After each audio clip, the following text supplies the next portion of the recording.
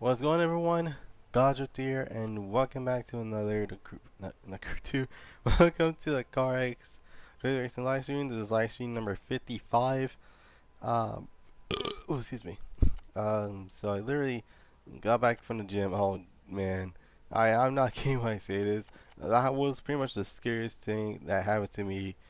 That it actually happened to someone else. So, for those wondering what happened, while I was on my way back home from the gym, um and was an adult, couldn't drive, so there's that. Me and my mom, uh, literally were on our way home, and we saw a silver Scion TC, first gen, um, just swerving around all over the place. And I'm thinking three things: either she's falling asleep. Oh, wait! Before I do anything else, for those who do not know, we finally got people on Switch. So for those that have a Nintendo Switch, you can actually join the live streams. So yeah, there's that. Anyways, so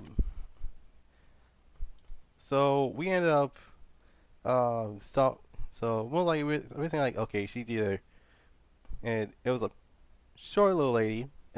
She was either, here's the thing. We thought she was like texting because she was swerving all over the place, and I'm thinking like, okay, she's either drunk, texting, or she's falling asleep. And for the most part, really, I was like, okay, so she's not texting, and it's bright out to be drunk, so she's probably falling asleep. And then we go into the stoplight in Gran Turismo.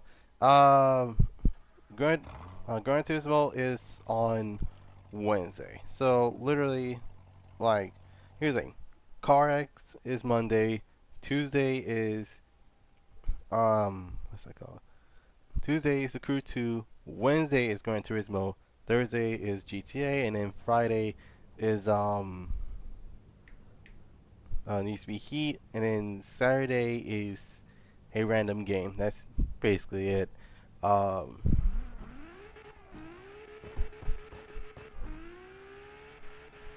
no, what was I saying? Oh yeah.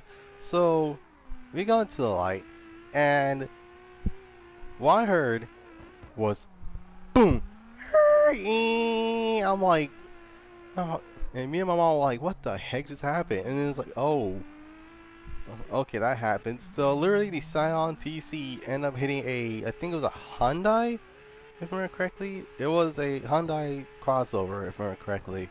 It was blue, so that's another thing. It's like, oh, good thing that she didn't hit the truck. But the thing is, the truck has a tow hinge, which, for those that are wondering, usually came in most 2000s trucks and SUVs. And if she hit the back end of the truck, uh, even though her door would have been, even though the back, the, the trunk would have been dented, the vehicle, vehicle that literally hit the truck, will probably be damaged all over. Well, the front end would have been damaged. That is for doggone sure. But yeah, overall, we were like, what the heck? Okay, that's interesting to say the least. But yeah, we finally got people on Switch in this game, which, not gonna lie, that is probably the best thing that actually happened. And since, well, since crossplay is usually a thing, so if you have a PS4, you can actually join. If you have an Xbox, you can join in. You got PC, you can join in. And even if you have a Switch, you can legit join in. Like, this game is probably the most universal of any game, since, not even gonna mention the game that legit had a story mode, but then it went from all you have in story mode to, okay, this is legit just random stuff happening here. There you go. Oh snap.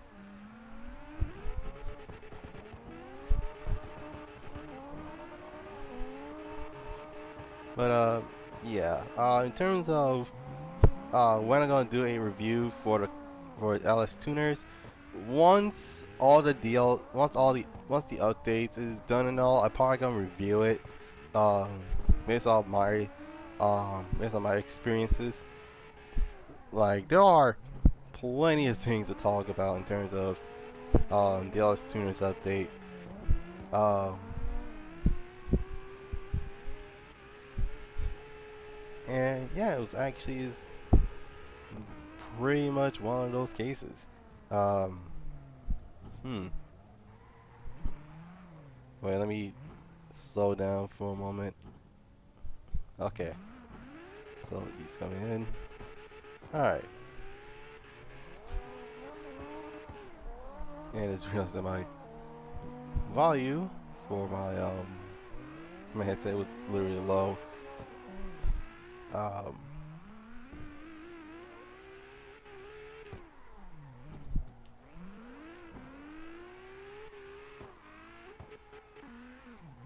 oh shoot. Alright.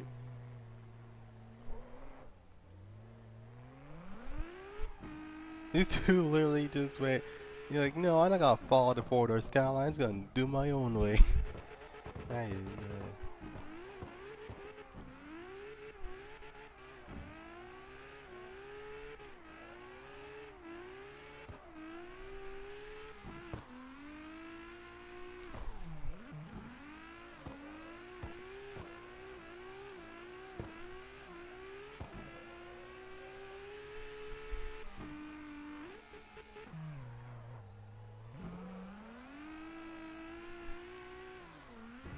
god.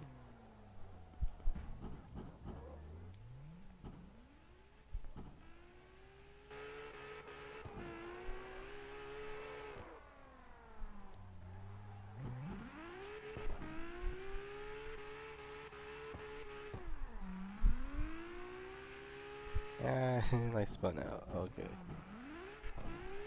Don't worry, spin outs usually happens.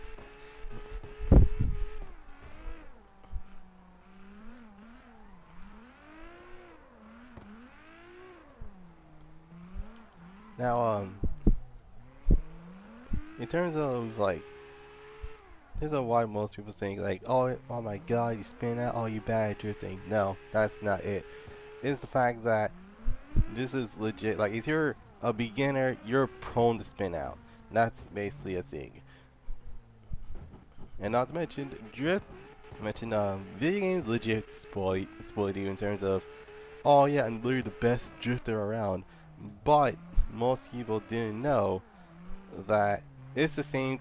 It's the same thing with drag racing. Like we've been spoiled about drag racing, and little did I know, a lot of people that go into these 1320 videos are two types of people. They're either people that legit do drag racing a lot, or they do drag racing in video games. So things such as, things such as Need for Speed or The Crew 2 or even Car X for that matter. And guess what? They never you never have any problems. In fact, the only game I know that has the most realistic way of describing drag racing is Need for Speed Pro Street. And that game came out in 2007, and it is by far the most realistic version of drag racing. It's not like Fast and the Furious type of drag racing where it's like four people going into a straight line like Fast and the Furious, but it's literally a 1v1 was a let's see, yeah, it's a 1v1 with a either a starting person or a tree. Yes, that light thing that thing that's in the middle is called a tree. And here's the thing: if you jumped, that means it's a false start. If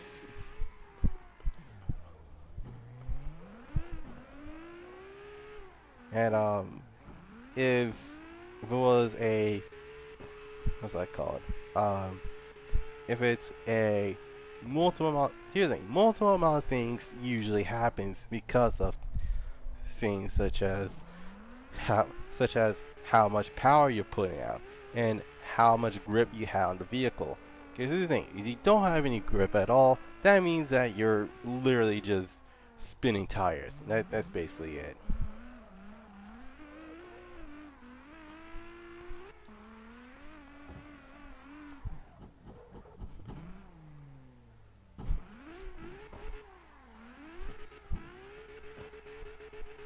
I am actually going to change cars.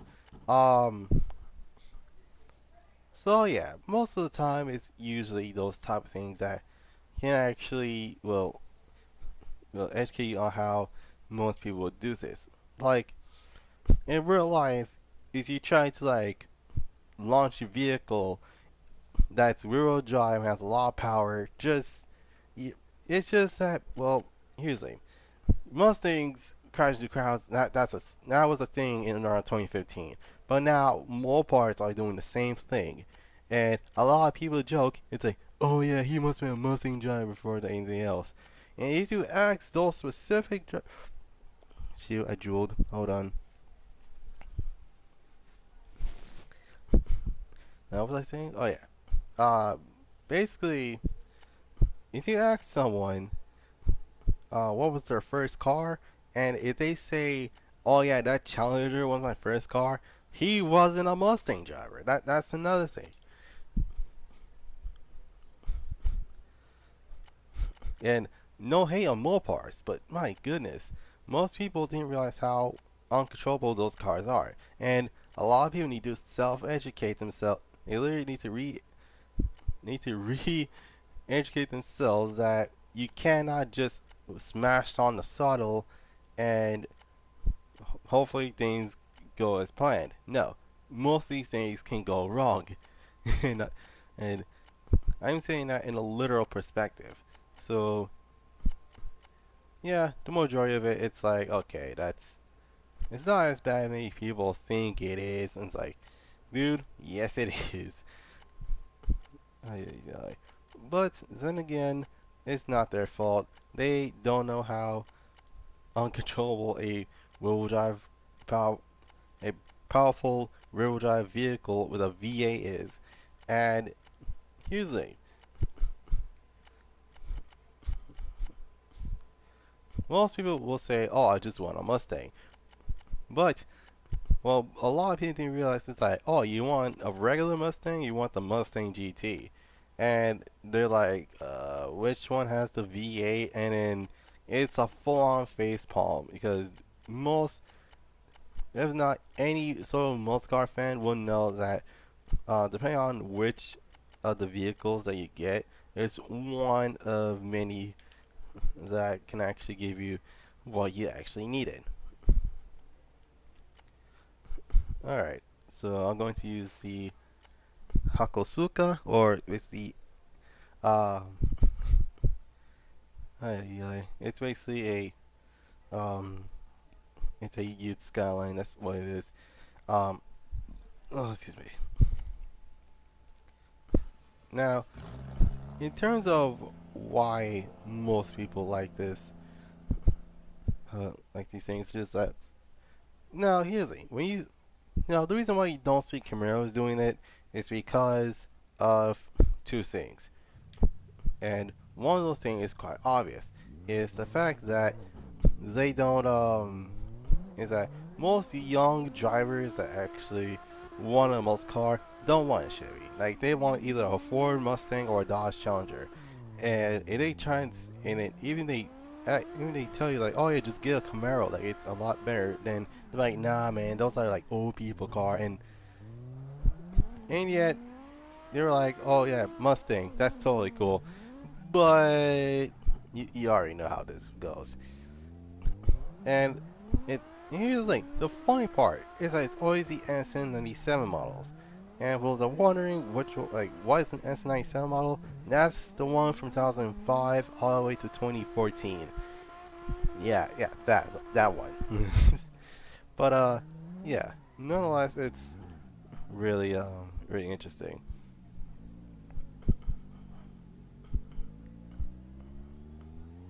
Um,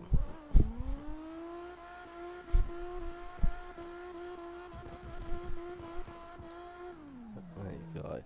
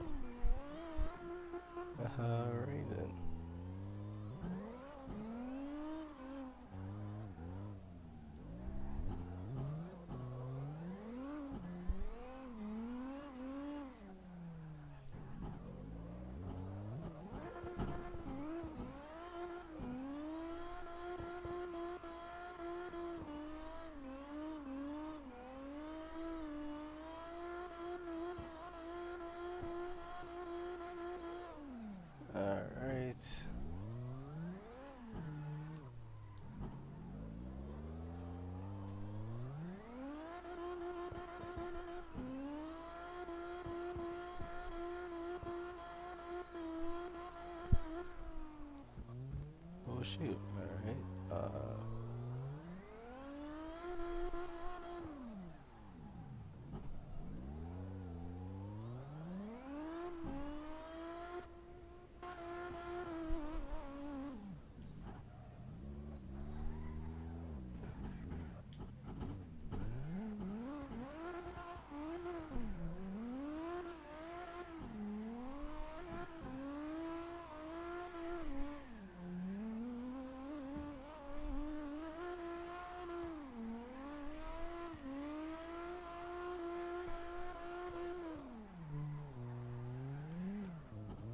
My goodness. Alright.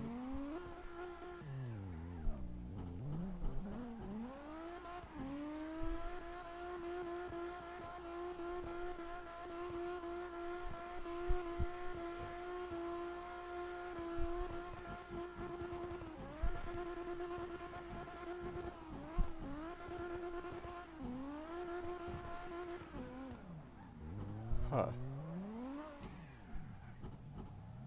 Alright, guess I need to switch cars then. Um, so yeah.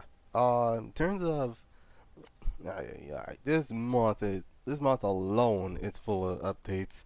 Like seriously, I had never seen. Here's the thing, I had never been invested in these updates so much to a point where it gets ridiculous. Um, let's see. What am I? RSR S15.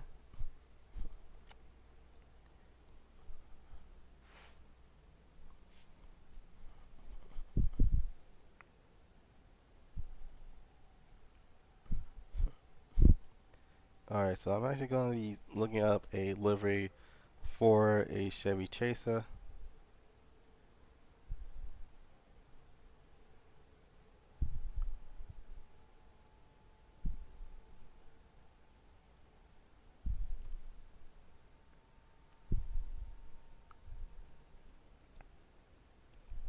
Hmm. Alright.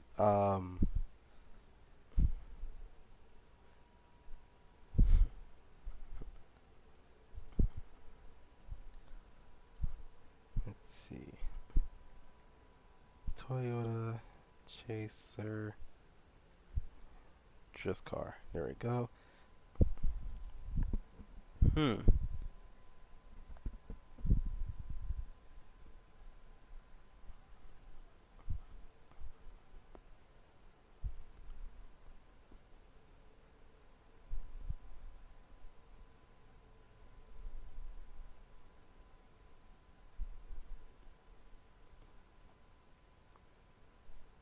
I think I know what to do. Alright. Um.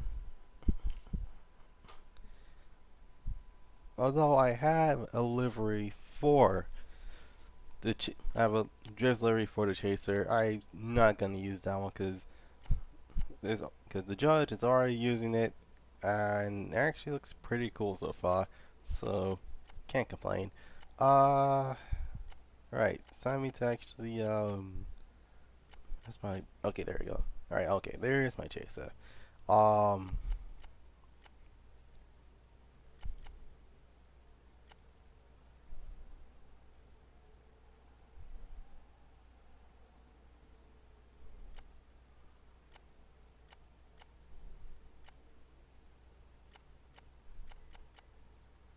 Hmm. All right.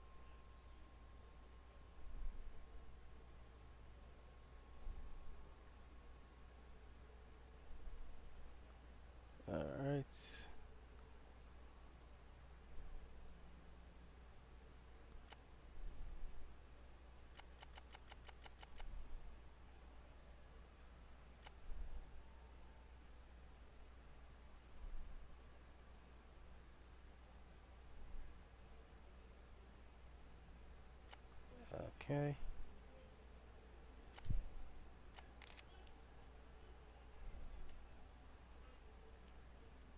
Hmm. Nah. Okay. Wait, what about this one?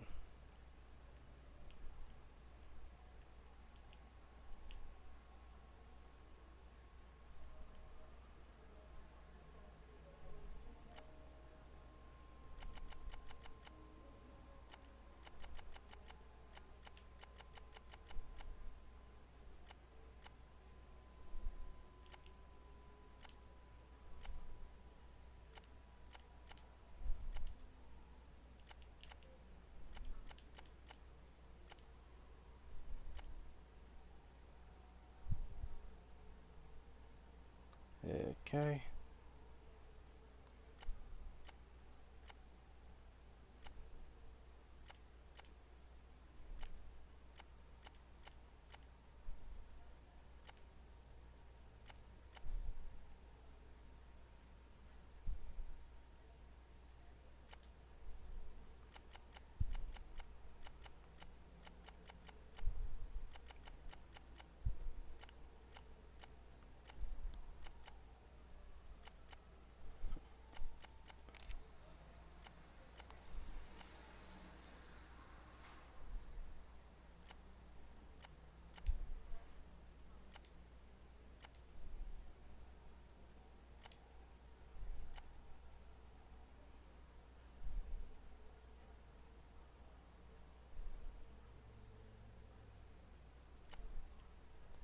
Alright.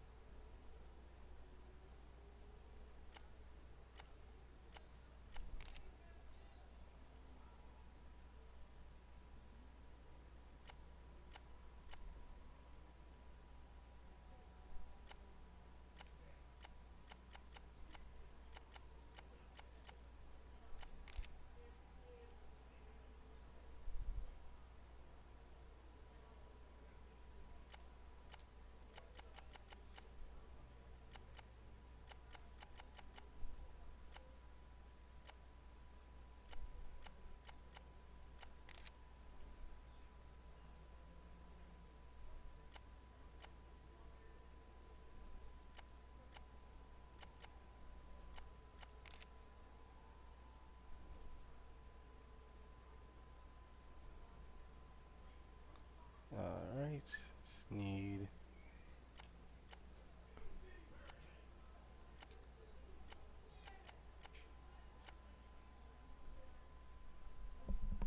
Hmm.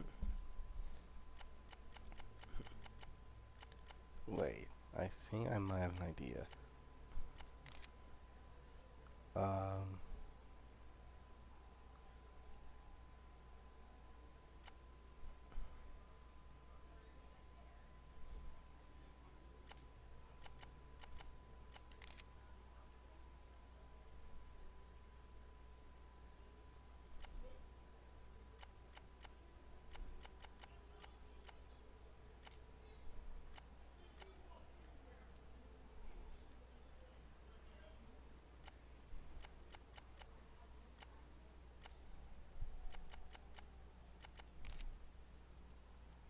And right here.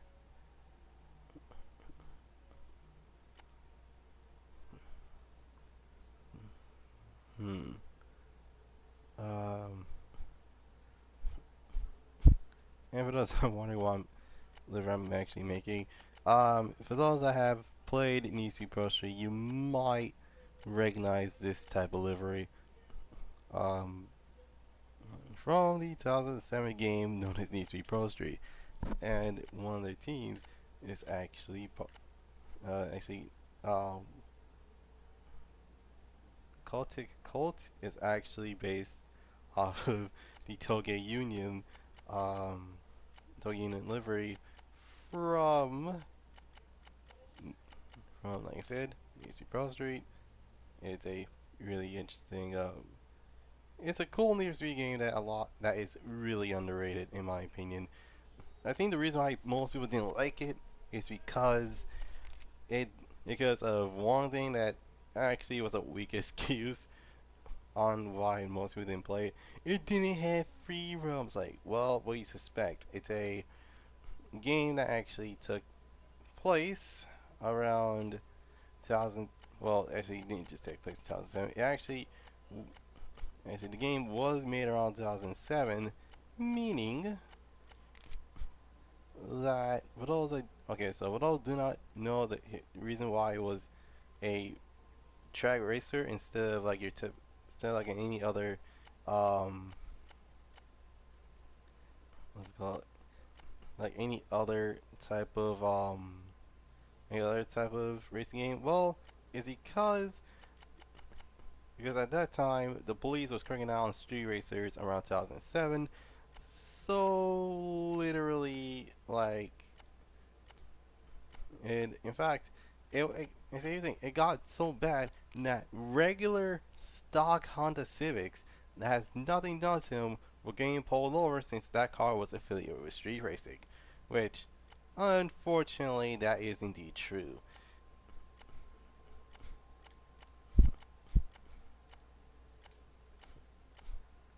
So, well, as I'm wondering, like, okay,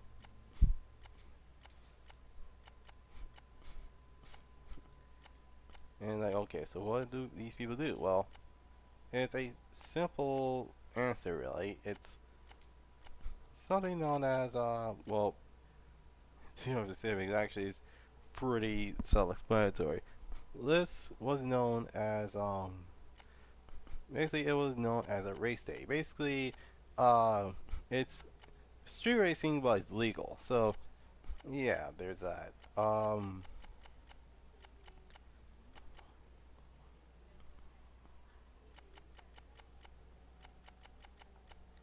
Okay.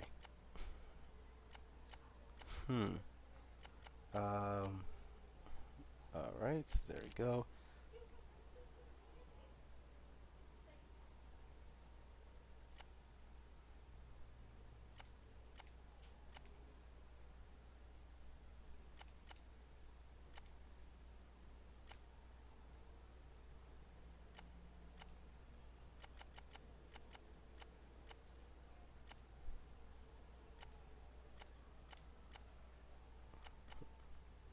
Alright, looks like everything is completed.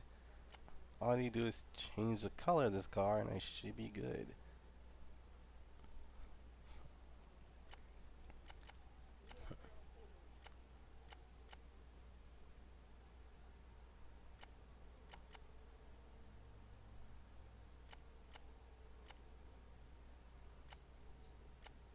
And alright then.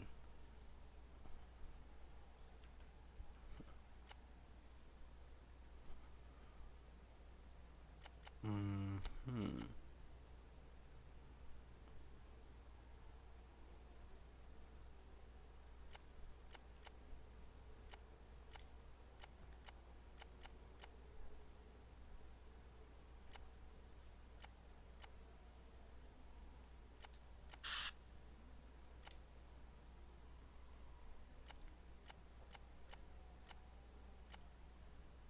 Alright, and there we go. Alright.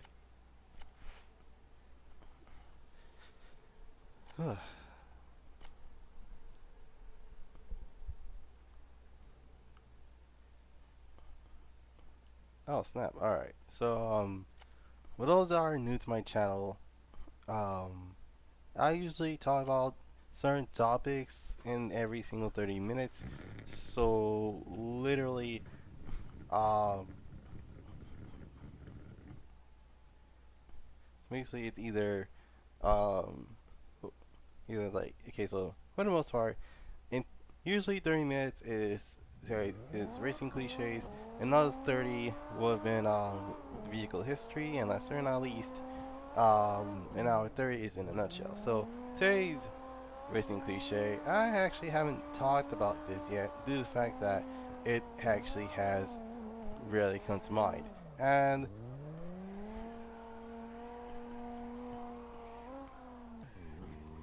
well, I'm wondering what I'm talking about. I'm talking about let's see, is this going to be a topic that I've done yet? And this topic is known as let's see, CCCR, basically a closed city circuit racer. So, for those that are wondering, what in the world is a closed city circuit racer? Well, in putting it layman's terms, it's basically, it's you're racing the city, but it has no free roam. So things such as, well, actually, and well, sometimes the game has free roam. So games such as Serious Syndicate, Needs to Be Underground, Needs to Be Underground 2, Needs to Be Most Wanted, Street Racing Syndicate, Juiced, Juice 2, and many, many more. Now, uh, these type of racing games usually, let's see, it's one thing or the other. You either want street racing or you want a circuit racer. And for many, it's like, okay, so it's a circuit racer. Um, and believe it or not, this was actually inspired by the Fast and the Furious. Now, well, I'm wondering, okay, how? Well, you go Pacific, the two, you want Pacific, Too Fast, Too Furious actually started this trend of basically racing from one place to another. And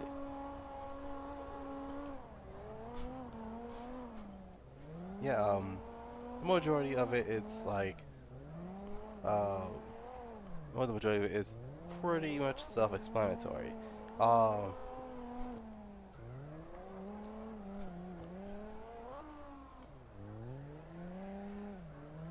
um, what was I saying? Oh yeah. Basically, it has more stuff than I can actually count. Um, so,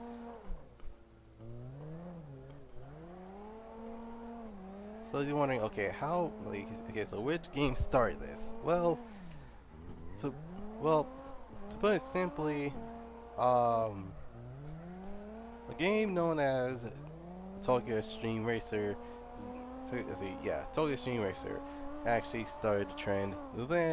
It started two trends. It started the highway racing trend, and it started the triple CR trend.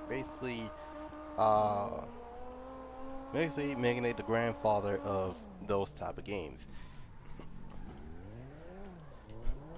And to put it in layman's terms, they actually give you a lot of stuff to go with.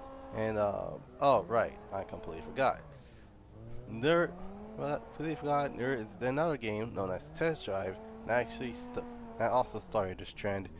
And for those I'm talking about the Test Drive from 2002, not not the original Test Drive from 1996. Um, well, yeah, it was an interesting trend that actually took place around that time. Um, and as I mentioned, they give you a lot of options in terms of what race to do and how many laps there are, and the award is actually not that bad.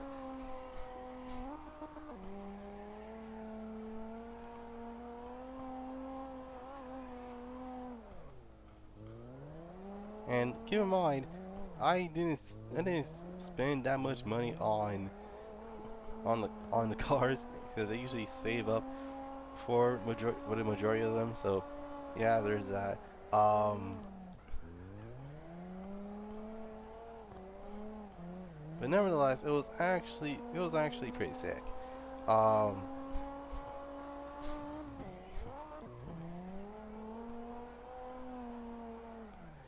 but for the most part, it's pretty interesting to say the least.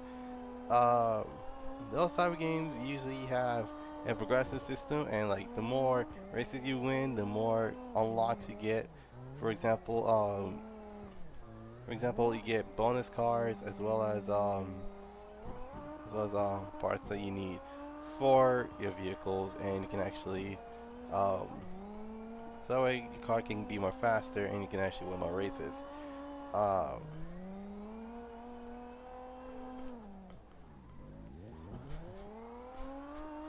so there are really good examples of those type of games. For example, needs to be Underground as well as Juiced. And unfortunately, here's the thing, I didn't like Juiced at all, but it actually has a good example of a closed city circuit racer. As well as needs to be Underground and Underground 2, which also added a free roam and more customization. Now there are some really bad examples, and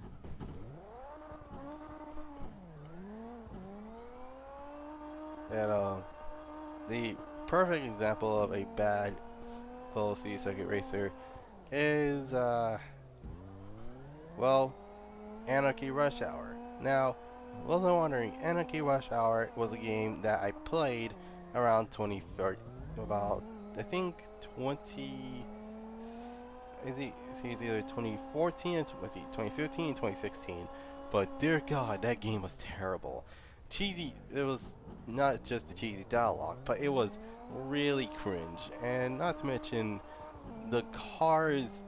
The cars are here's the thing. The cars are, even though the cars are upgradable, there is little to no customization. In fact, the form of customization you get is paints, liveries, and a accessory. Yeah, you can literally mount stuff on the car, and it will just face through it. Like, well, like here's the thing. I paid. I can't wait I say this. I paid $5 for the game, and I didn't even like it. In fact, there is another example that I don't. You see, another example is Ferrari Direct Experience. No hate on Ferrari, they make some really cool cars, but dear God, that game was bad. And here's the thing, I rather played the Ferrari challenge than that.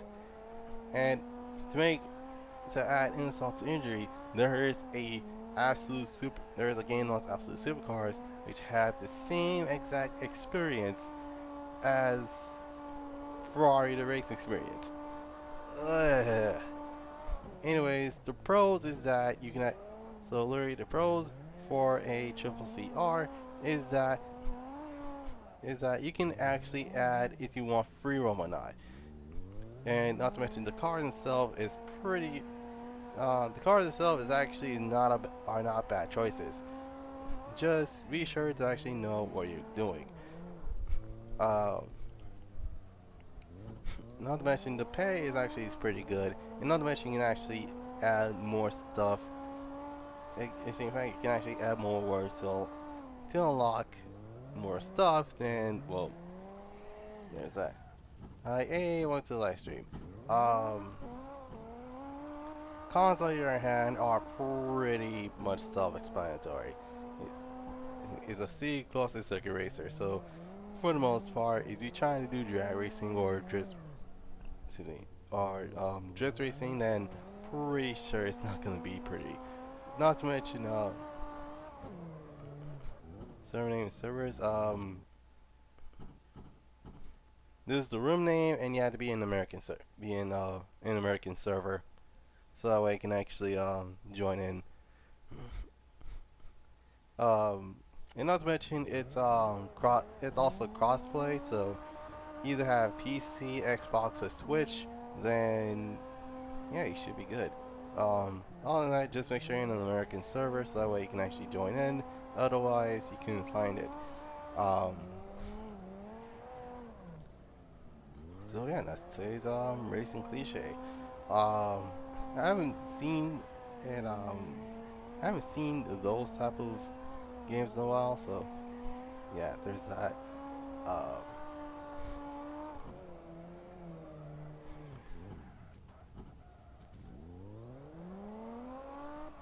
joining. All right.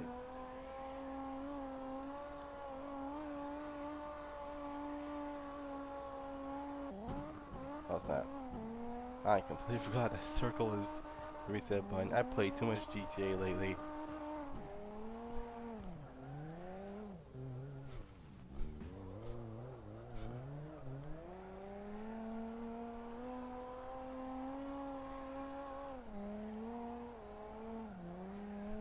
got the wrong car. Don't worry, it's no worry. If you're thinking about adhesion, don't worry about it. Like this is a free adhesion zone. That's basically what it is. Like it doesn't matter if you dress with 90, 100, or even 120. Like you, like you're good. Like that's basically how it is.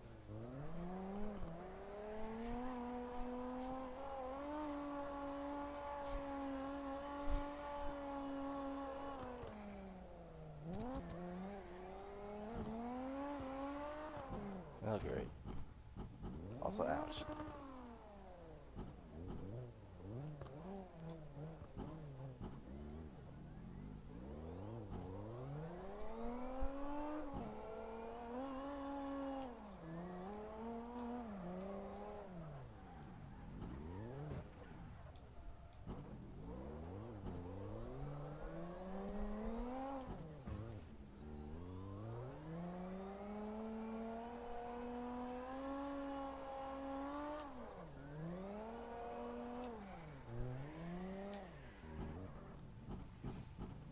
No, I'm in the right car. Alright.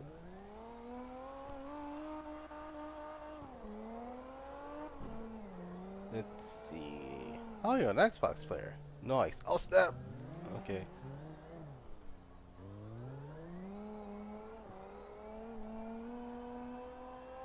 Also, you can use whatever car you want. Um, like I'm not a judgmental person, but it depends on if it depends on if you know what you're doing with the car, with the specific car. Um,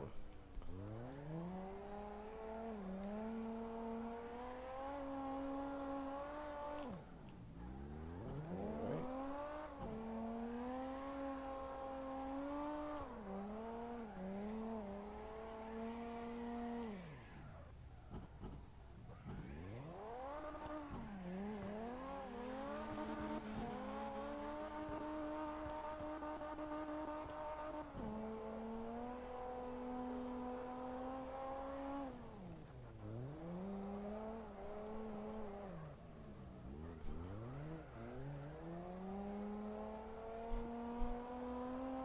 Alright.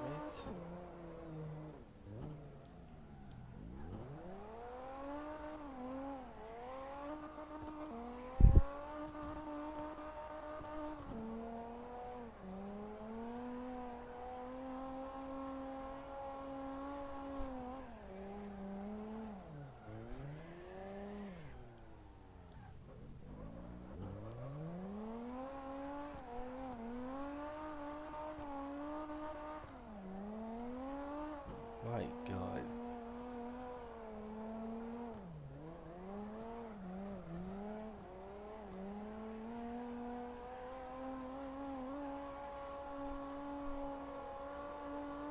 Oh, I think. Okay, so I'm good. Okay, so that's literally a sign of lagging because, like, if you had, this is the thing. If you see a, you see that, you see that Wi-Fi logo, that means that you have like connection issues. That's let's see what that means.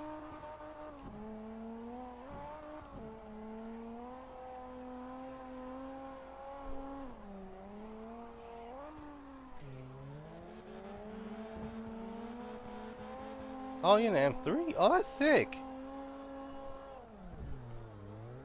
Let's see, and that is the E36 model. Yeah, not gonna lie. On the way to the gym, I actually legit saw an E36. Um, I do believe it's not. I don't think it's an M3 though. I do believe it's like a 3 series. But man, if you actually get one and you customize it right, oh my goodness, it will be a clean looking car. Same with the Hondas, which actually is kind of surprising that most people don't know that you can actually make Hondas look good. Take the Accord for example. The Accord Coupe legit looks like a, well, just like any other coupe. Like it has two doors, four seats, and is big, but you can legit, well, you can legit make the vehicle look pretty good.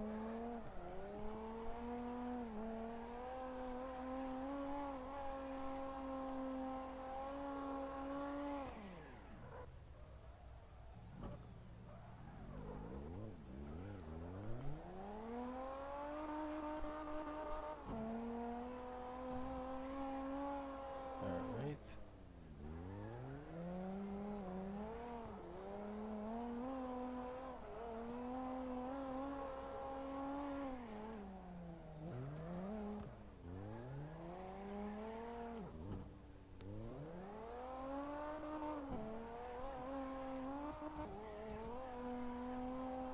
Alright.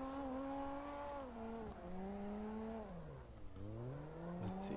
Alright, so in around 22 minutes, I'm actually going to talk about the next topic, which is this today's vehicle history, which I haven't done that since the last time I done this, which I believe it was around. Let me see how, because I normally play on on the EU on the European servers. Okay, that makes sense.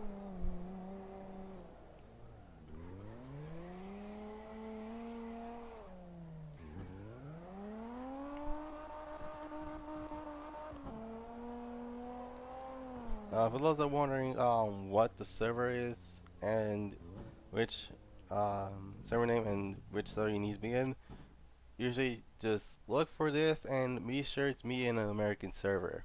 If you're not in an American server, that means you can't find the lobby, and you can't find the lobby.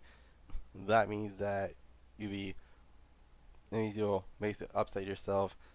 Just be sure to actually pick the American server first, then type that in, then you should be able to find it.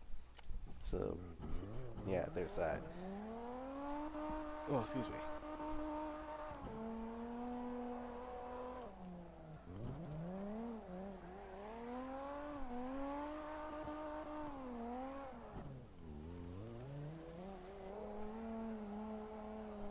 It's going in completely different position than all. Wait for real? Oh, great. Yeah, I literally just saw you park. That's basically that's another thing. Alright, so 10 minutes, I'm actually talking about today's vehicle history, and let's just say that this history is pretty short. And by short, I mean really short.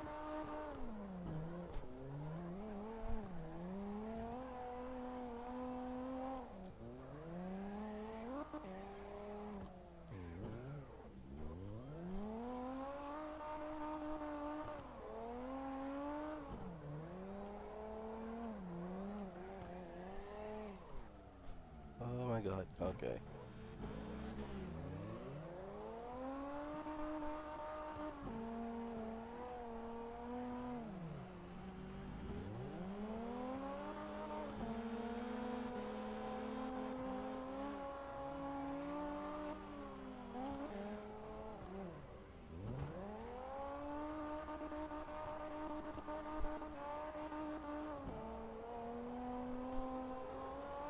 My goodness.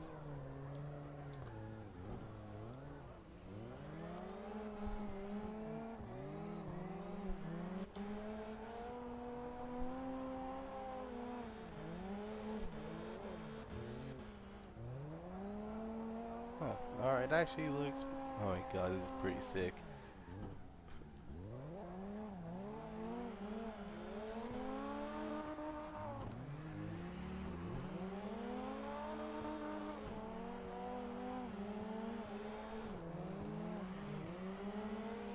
Alright.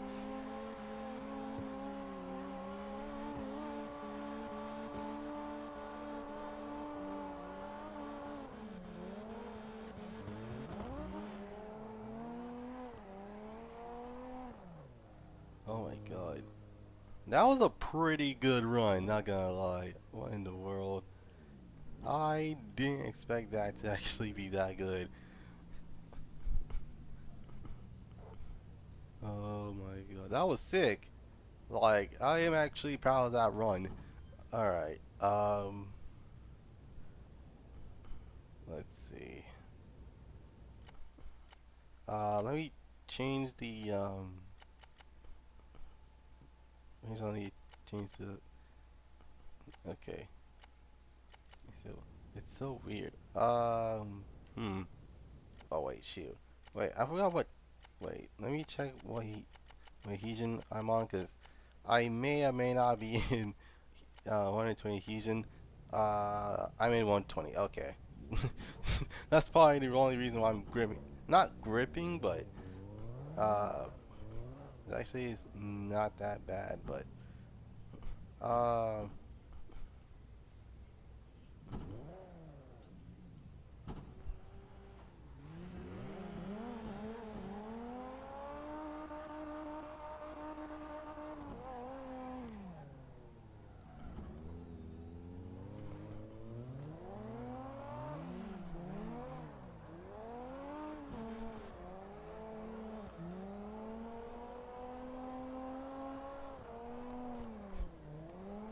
hmm. Actually, not though. I wonder if it's true. Do most people turn off tire smoke because a lot of people have color smoke? Um, Now this is probably speculation, but the only vehicle I have that have color smoke on is one of the Mark Twos, and oh yeah, completely forgot. Also, for those wondering what the heck's a Mark Two, uh, Toyota Toyota sedan. It's kind of like this, but it has longer taillights, and it's older. So yeah, there's that.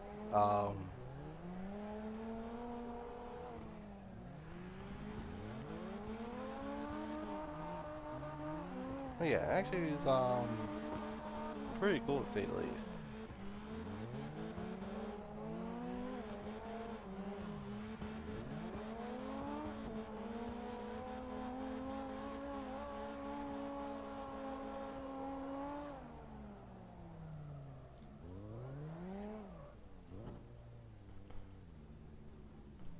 Hmm.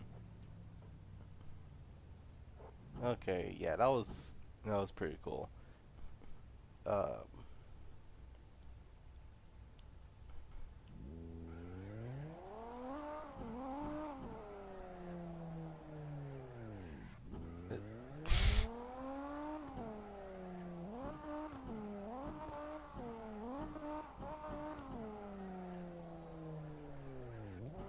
okay, that is weird.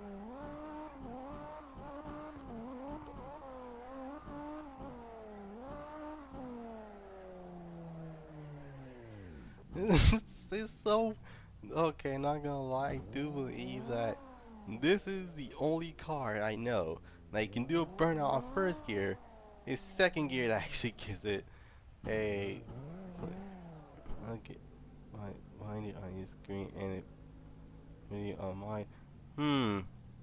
No, it's no. I think here's the thing. I had the collisions on at the collisions off. So that's the reason why basically you're like I think if you're wondering why you're facing through me, it's because well I had collisions off. So there's that.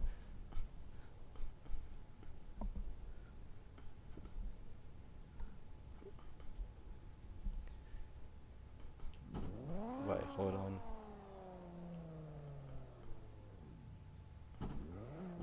Okay. Am I in front of you or in back of you? Because I'm in the back of you on my screen, and he keeps saying that you're in that I'm in front of you on your screen. Wait, you're behind me on my screen and in front of you on yours. Oh, okay. So you're thinking that you're in front of me, but I'm in the back of you. Am I in the back? Am I in front of you now? I'm in the back of you now because I don't know. Um,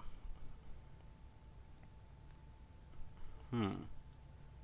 Then again, I could use a change of my vehicle. Although I like drifting my chaser, and it's been a while, but hey, you gotta do what you gotta do. I'll be right back. Well, it's what the heck? Okay, that is pretty weird. All right, let me switch vehicles so that I can actually because I do like drifting my chaser, but then again, I like drifting everything else. Ay, ay. Mm.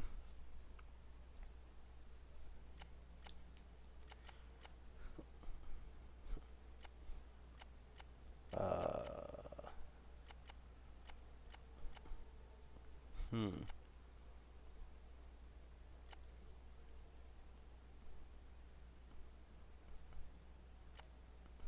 Hey, no, no, no, not like that. Don't worry, I don't have a dirty mind. Anyway,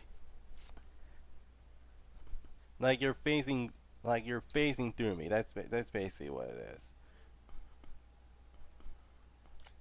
Well, not password. Jeez. There we go. And yep, you're still there. All right. Like, hey, no, no, no, no, no, no, not like that. I was like, don't worry, I don't have a dirty mind. Basically, basically I'm phasing through you. That's basically what it is. Anyway, all right. I am now in the SC300,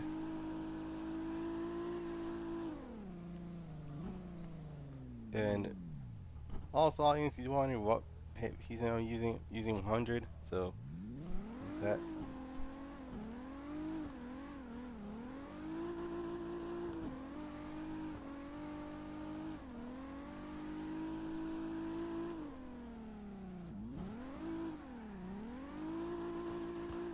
Oh jeez. Okay. I just drifting a bunch of Toyotas today. Okay. So so I'm going to talk about today's vehicle history. If you do not want to hear me babble about, babble about a car that I'm about to talk about, just mute. That's all you have to do. And I'll text done if that's gonna be possible. Uh, Anyways, so today's vehicle history, I'm actually going to talk about the Lexus IS models. So the IS model literally came around in 1999. Extremely distinct.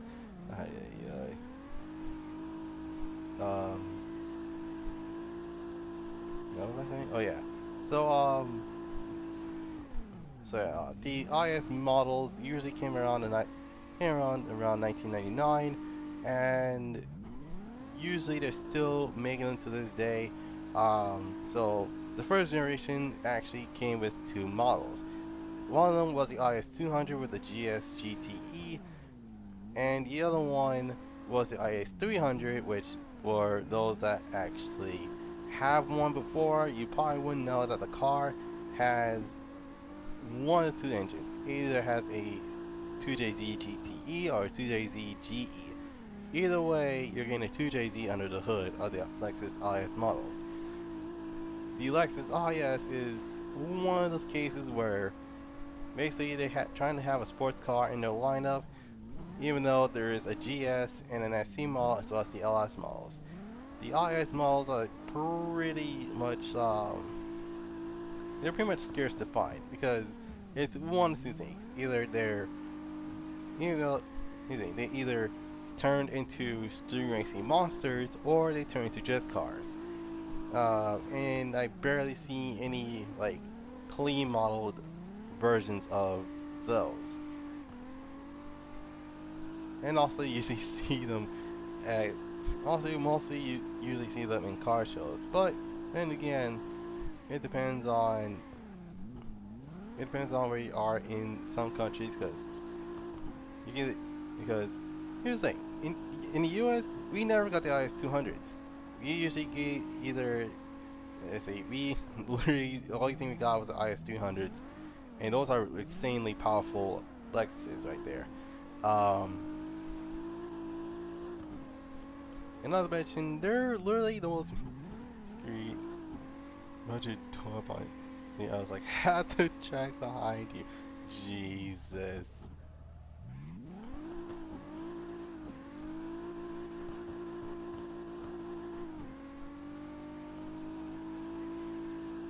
Really?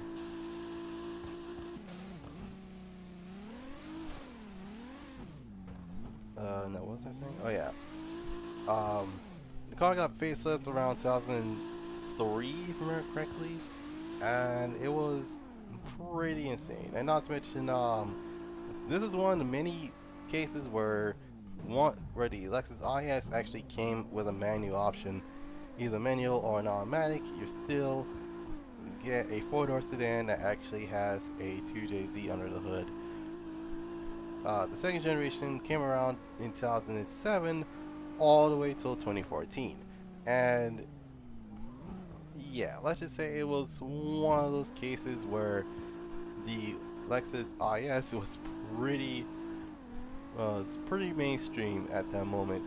In fact, well, it was unfortunate due to the fact that the IS300 was no more, and the IS300 is usually preferred to having either a 3-liter V6 or is the IS350, which, like I said, 3.5-liter V6.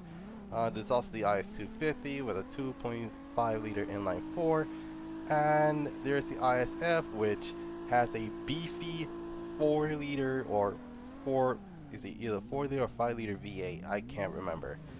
But all I know is that if you have an ISF, you're basically golden for that for the most part.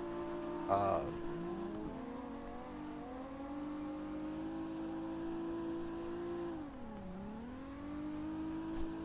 so you're probably wondering, okay, what about the third gen? The third gen came around 2015, and it has a really short production. Um, Basically, it's from 2015 all the way to 2017, if I remember correctly. Um, and yet, for most people, it's actually pretty interesting to say the least. Um,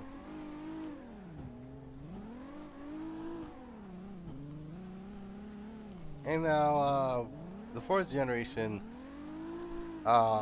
basically known, basically it's the one from 2019 to today. Um, Here's the thing, the IS is back, and unfortunately, it didn't came with an inline 6. In fact, it came with an inline 4, which what the 300 IS300 stands for. Yeah, the nameplate is back. It's just that it's a little bit deceiving because here's the thing. It's either a two. Wait, no, actually, there's also a modern ISF, which was was replaced in the moment. Well, not replaced in the moment, but it was replaced um, replaced for a little bit and then actually came back. And it was in the form of the GC model of Lexus, or was figuratively and literally the IS if it actually continued. But then again, the IS is back, and yeah, it came with a 4-cylinder. Pretty cool looking car as well. Uh, hmm? And ring. I usually do streams on this one, but alright.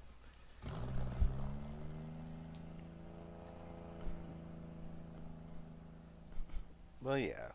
I think,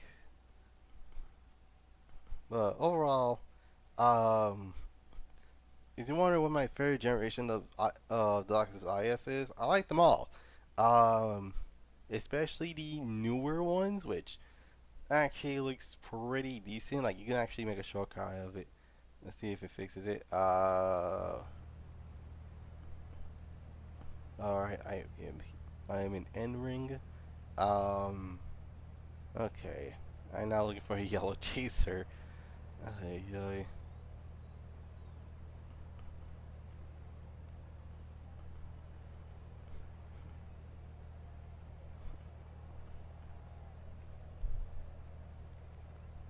Hmm.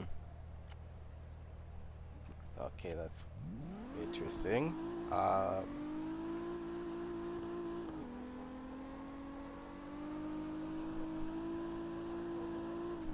See, well, I don't see it either, and actually, it's pretty. This is actually kind of weird to be completely honest.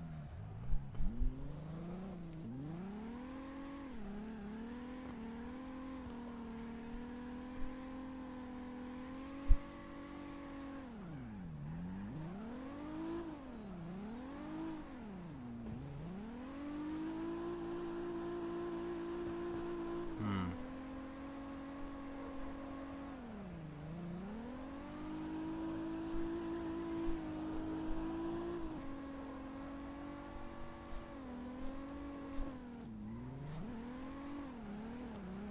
Ay, ay, ay.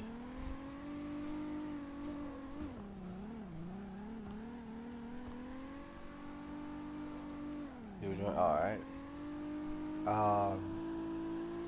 Yeah, this is one of the weirdest. This is a really weird glitch. But here's the thing, you were doing well on my screen. Like I don't know what the heck's the problem. Uh, ay, ay. Jesus.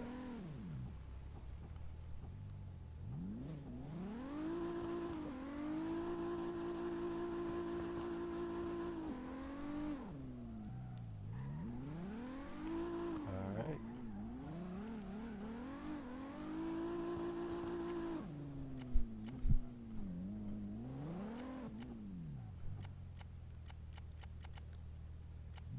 All right.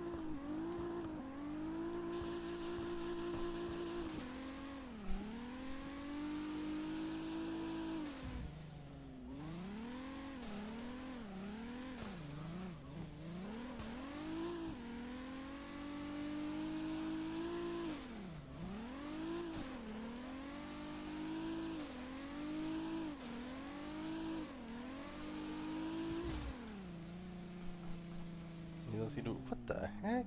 That is weird. That is really weird. Anyway.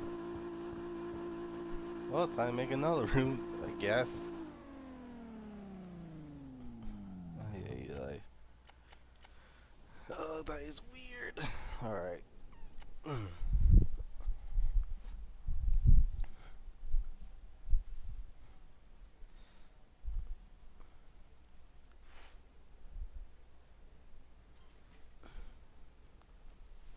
It's like, bruh. Ay, ay, ay. What the heck? Uh, Nightbot. I don't think he was spamming caps. Ay, ay, ay.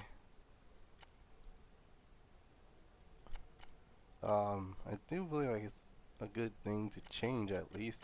Um, let's see.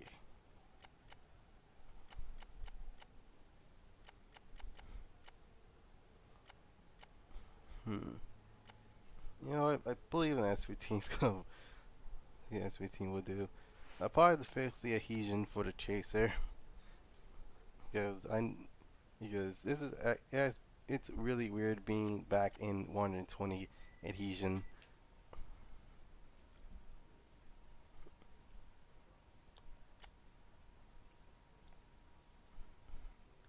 All right.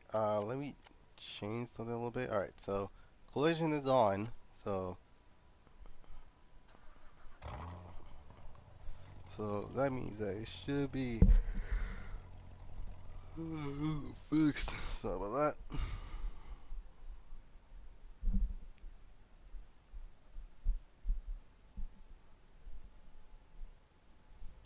All right.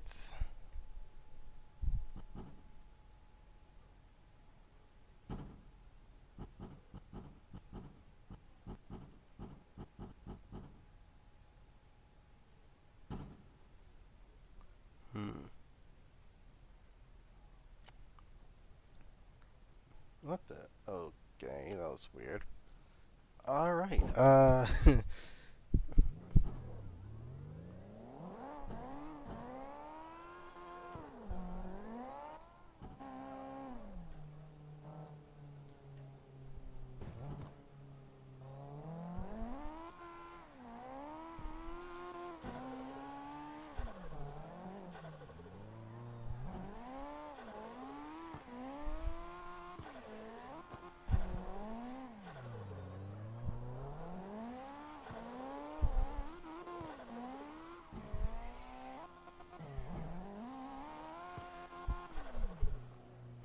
found it?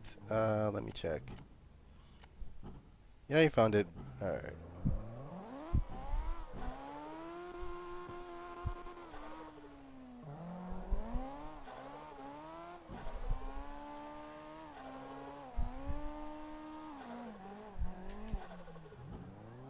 Alright.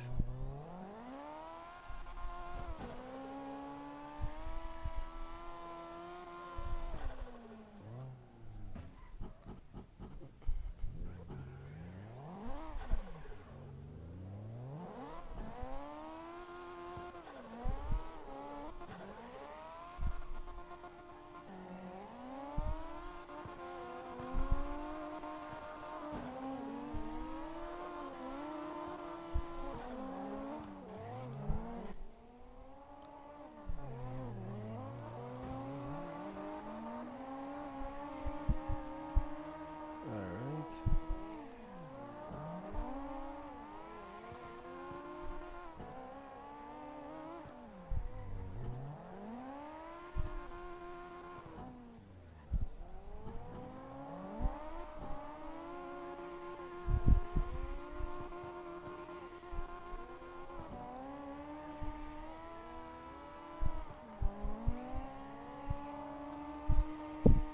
My goodness. That is a clean chaser, by the way. Oh, Jesus Christ. Alright. But yeah, that is a legit clean chaser.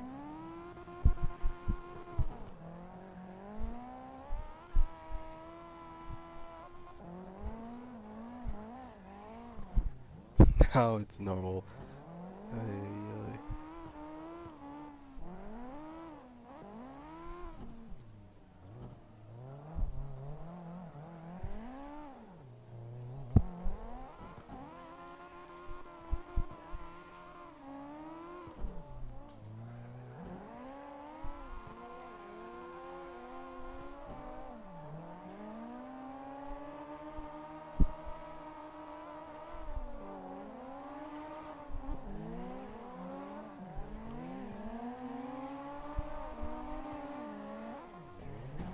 Oh, jeez. Okay.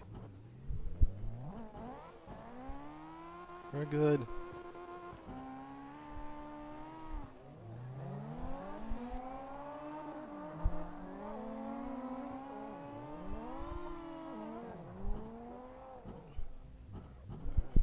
Ay, ay, ay.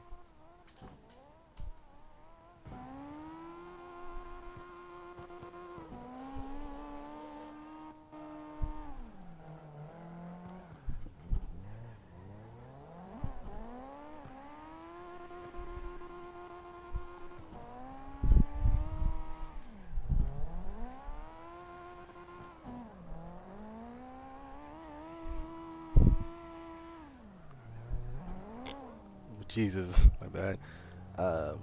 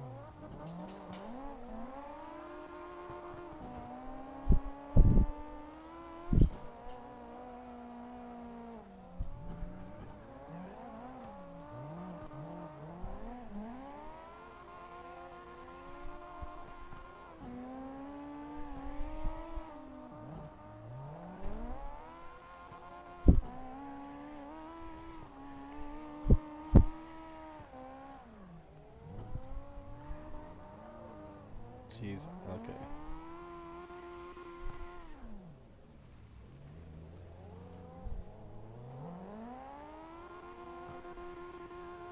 All right.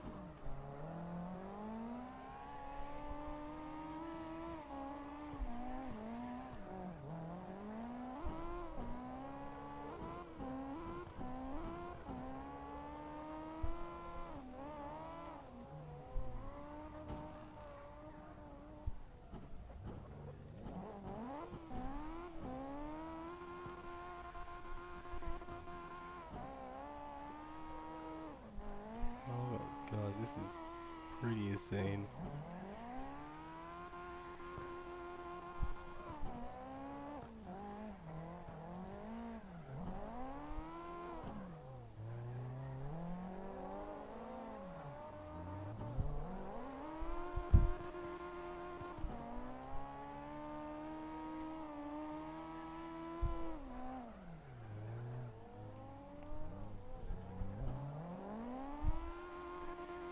Alright then.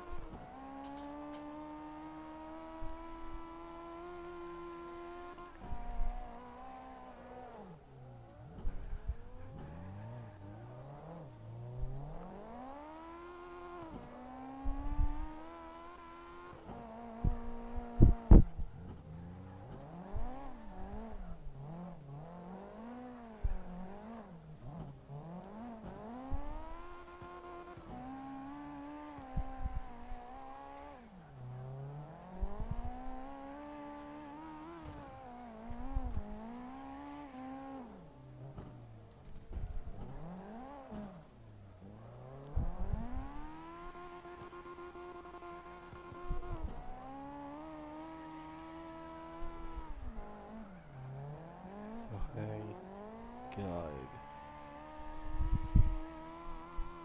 Okay, so around 10 minutes, I'm actually going to talk about today's in a nutshell. And for those who do not know what in the nutshell is, it's basically me talking about a childhood racing game I played when I was literally a kid. And well, today's in a nutshell is basically um, one of the games that actually got me into cars in the first place, and truly see them as the way they are now. I mean, then again, you have to think about it. I grew up in the 2000s, so literally any racing game that came at came after came in from the entirety of the 2000s all the way to early 2010s, that is considered my childhood. So yeah.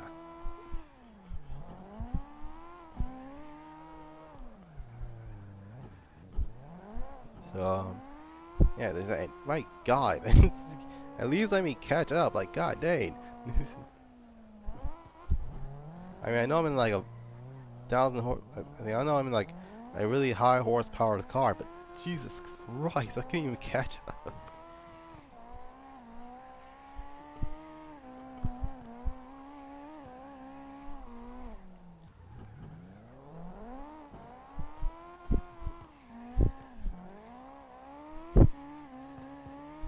Holy crap, dude.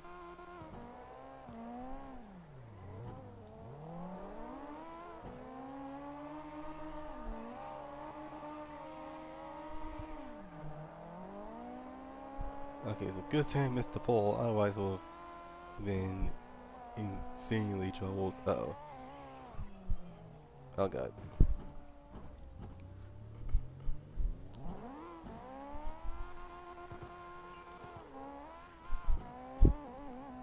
Alright, I do believe that it's going. Yeah, I think I'm actually gonna change cars because S16 is fun to drift with. It's just that I can't even catch up to a chaser, which is kind of sad if you think about it. Like this is a tier 5 car, and I can't catch up to a tier 3 car. My goodness. Don't worry, I'll be right back. I'm actually gonna get myself another vehicle.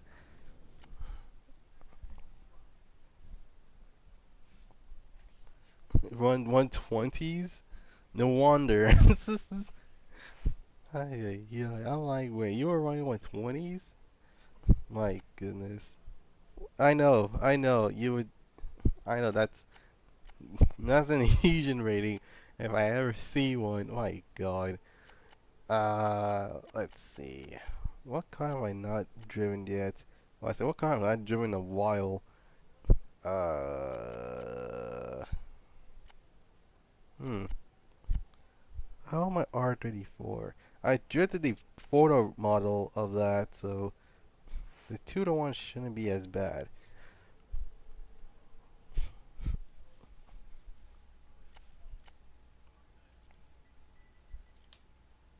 And there we go.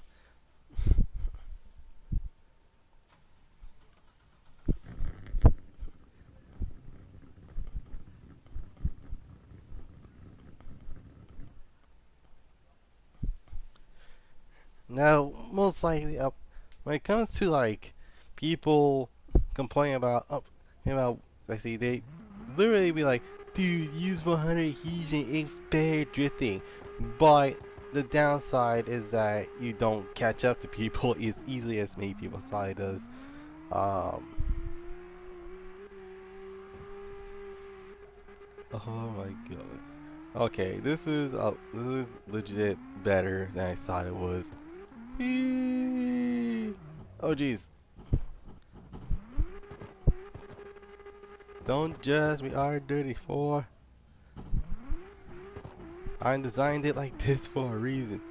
Ay, ay.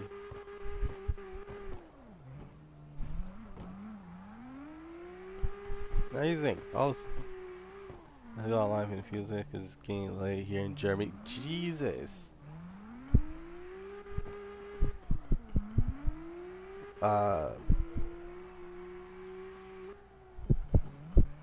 Also, hi to Germany. Like, cool cars. Just, yeah. I had no words, unfortunately, but my goodness. Like, Germany? They have some really good drifters there. I can tell you that for sure. And no, it's not because I watch Hyperdrive like a car guy would.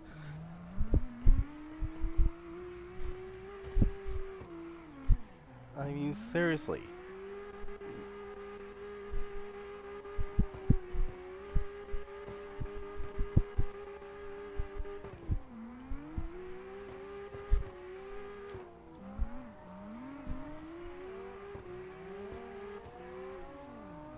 Oh god.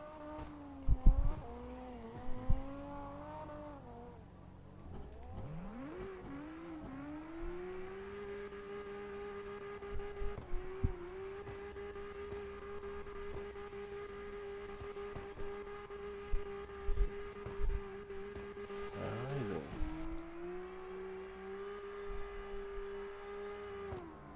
Oh jeez. Oh jeez.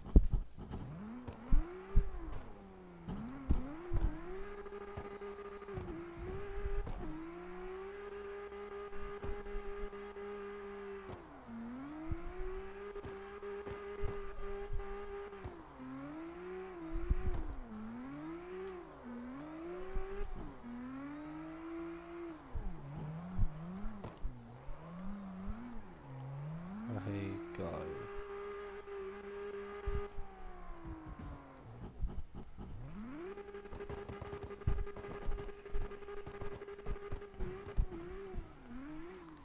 But yeah, it actually is insane that a lot of people are gonna see tomorrow if I stream. I normally stream this Monday, just letting you know that. Um, Tuesdays Tuesdays is Crew 2, Wednesdays is Gran Turismo, Thursday is GTA, and Friday is Need Speed Heat, and then Saturday is a random game. That's basically about it. Um,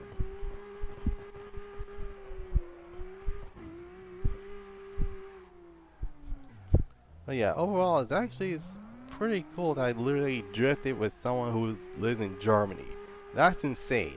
Like, I seen many people that drifted in the US, but Jesus, man, a German drifter that actually plays cars. That's insane.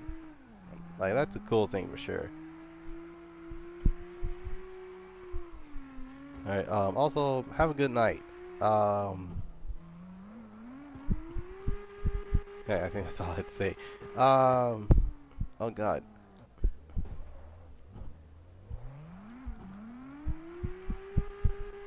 Is it real 12:39? Oh my god, it's 12:39. God dang. Ay, alrighty then.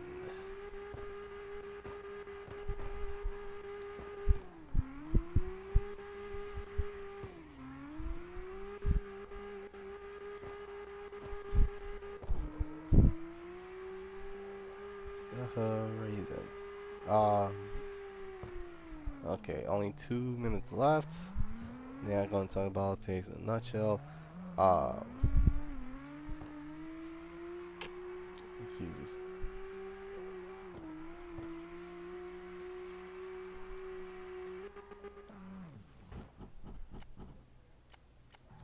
Yeah, how's it? Okay, he's drifting a vet, which a vet with no front end. Not something you'll see every day. All right. Oh, stable. Just had to go offline. All right. Uh. All right. So in around this. Okay. So around 30 seconds, I'm actually gonna talk about today's in a nutshell because, like, it's. Well, I can tell you one thing for sure. I played a lot of race games growing up, and nothing says a race game more than my experience with it. And keep in mind, I only borrowed the game once, and never gotten, and I've gotten the game still, which is actually kind of sad. But anyways, today's racing cliche, I am going to talk about not just any Midnight Club. I am talking the first, and I mean the first Midnight Club game I've played, which is Midnight Club Street Racing. So for those who do not know, Midnight Club Street Racing was a game and was one of the launch games that you can actually get for the PS2, along with games like Gran Turismo 3 and as well as not a cross-platform type of thing, but yeah, there's also not cross-platform, but it's literally you can also get Test Drive on the PS2 that came out around 2001. Midnight Club Street Racing was a game where you literally played as this taxi driver, and you actually had to get yourself to the Midnight Club, and literally you face off against multiple amount of drivers, and in fact, I legit I beat one of the drivers, and I only bought the game literally for a day, and I actually get back to, and keep in mind, this is my sister's friend's game that I borrowed. So yeah, don't worry, I took care of it. I didn't scratch the mess up. I didn't leave on the floor like an idiot. So that's one thing for sure. Um, like once I'm done with it, I put the game back in the case and I gave it back to her. And it's like, okay, that's pretty cool. But yeah, normally it's Midnight Club Street Racing is one of those games where if you don't remember it, then you don't remember it. Wait, no, actually, let me talk about another game because that didn't sound right. Um, what game did I play? Got it. I got it. I know what to talk about. I am actually going to talk about a Need for Speed game that I actually played that I got for my 12 12-year-old not birthday 12-year-old birthday, and this is actually a racing cliche. No, this is Need for Speed Shift in a nutshell. So yeah, this game is one of those cases where I didn't get the game at launch. In fact, I got the game 3 years later, and yeah, it was pretty let's just say it was pretty cool to say the least that I ended up playing the game that I didn't see myself playing. But the reason why I got the game in the first place is because not only that my favorite car is in it, which is the Evo 10, which was in every single racing game, but the new Mustangs that came with the game is pretty sick. Not to mention you get the older S97 model in in the form of the Chevy Lingua. Now, Need for Speed made the games aside. Need for made the car aside. It's one of those cases where it actually feels like a simcade, which is a simulation that feels like an arcade game. And believe it or not, it was actually one of the first of many track racing games I actually played. And for those that are wondering, no, Need for Speed, not Need for Speed, uh, no, Juice 2 does not count. The reason why I say that is because to put so to put it in layman's terms, Juice 2 is an arcade game. That's basically how it is. Same thing goes in Need for Speed Pro Street. Now, even though it has the feeling of a simulation game, the game is still arcade. So, what makes Need for Speed Shift and E different? Well, it has the similar formula of Forza, similar of the Civic, the Forza Motorsport games, which at the same time is when Forza 4 actually came out. And yeah, let's just say that it's pretty much self-explanatory on which game a lot of people favor. And unlike Forza with a lot of cars, Need for Speed Shift had around, I do believe it was 100 cars. I think it's 100 with DLC, but I do believe it was around 180 cars. Because I know some cars are taken out in the game due to the licensing. Like for example, the LFA is the only Lexus that's in the game that came out in 2009. Yeah, basically it was one of many racing games that I actually didn't beat. Resident Evil Speed game was only 2012. I got 2016 for my laptop. Oh Jesus. Yeah, I heard about most 2012. In fact, I played the demo of it. I thought it wasn't bad, but then I look at the full game, and let's just say that not everyone was a fan of 2012. And yeah, it was. And also, if you don't know what my first Need for Speed game was, it was Need for Speed Pro Street for the PS2. And then I got an older Need for Speed game, which is Carbon, and then I went backwards. Then I went forward again with Need for Speed Undercover, and then got a PS3, and I went backwards again because in the game still plays sometimes. Okay, that actually is interesting to say the least. Well, yeah, Need for Speed Shift.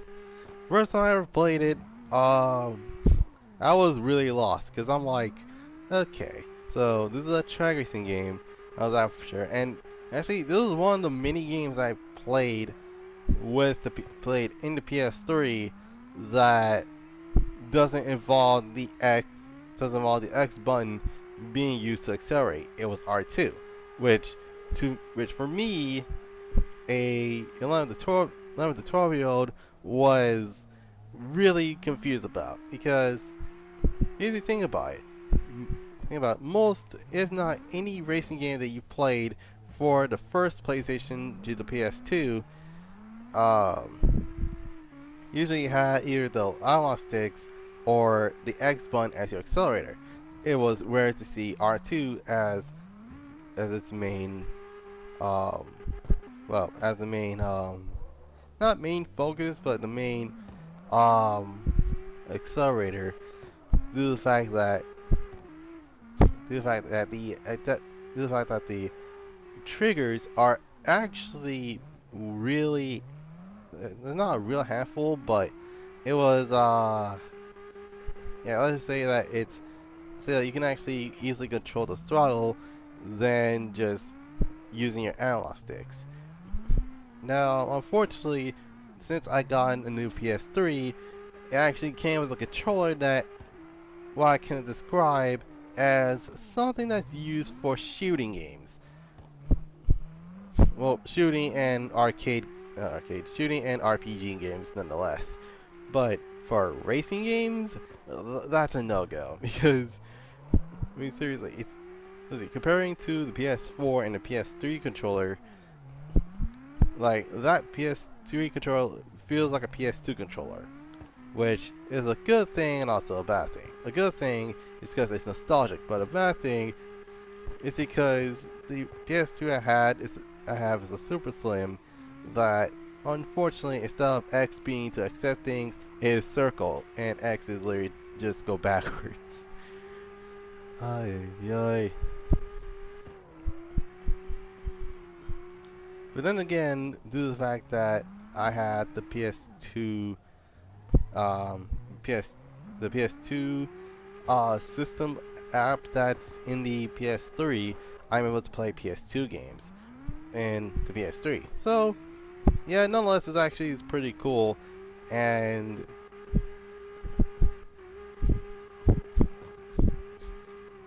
yeah, so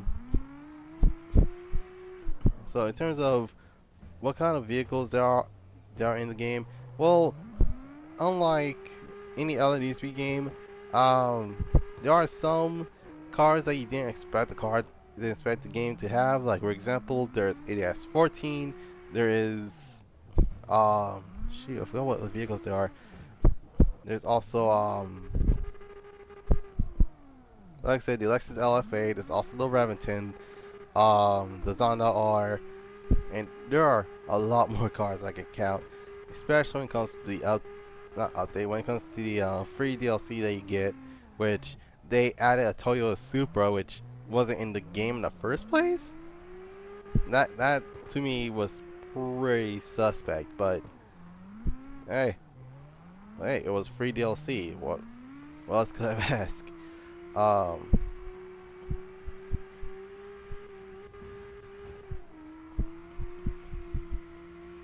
Now, for those that are wondering, did I play Shift 2? No, I didn't play Shift 2 because here's the thing: it's either Shift 2 or the Run, and I played the Run.